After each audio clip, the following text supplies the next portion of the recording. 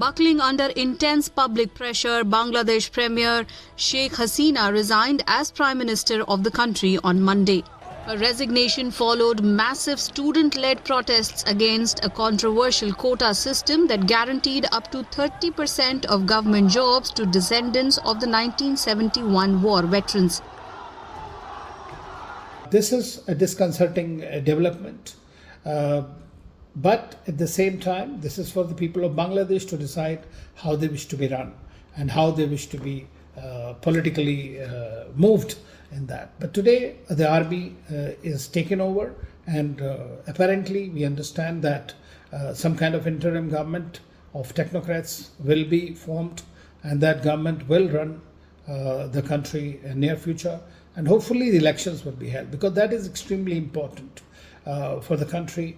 Because if the army continues to, or wishes to continue in power, like it does have a history of coups and others, and then we might see a bigger problem in the country and the region. The protests began in late July after student activists at Dhaka University clashed with the police. The anti-government protests quickly escalated into a nationwide movement. Protesters demanded the scrapping of the law, which they claimed was discriminatory, and called for the introduction of a merit-based system in government recruitments. Critics alleged that the law unfairly favors supporters of the ruling Awami League party led by Sheikh Hasina. The system which he made in taking the people into government service and also students into various universities, the percentage for selection was too high, which was not acceptable to not only to the students, but also to the people as a whole.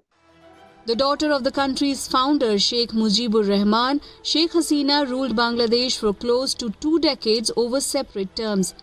She responded to the protests with violent force, resulting in over 300 deaths across the country, including 99 on Sunday alone.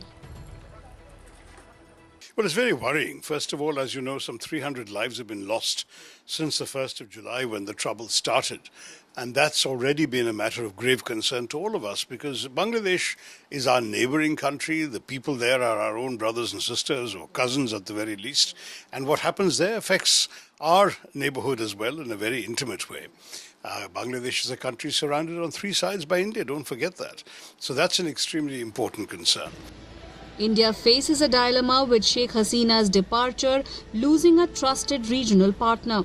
This comes at a sensitive time as India is already dealing with tensions on the Pakistan border, a standoff with China in Ladakh, and volatility on the Myanmar border. With her resignation, it remains to be seen which direction the country's politics will take. Meanwhile, Bangladesh Army Chief Waqaruzzaman announced on Monday that an interim government will be formed to run the country.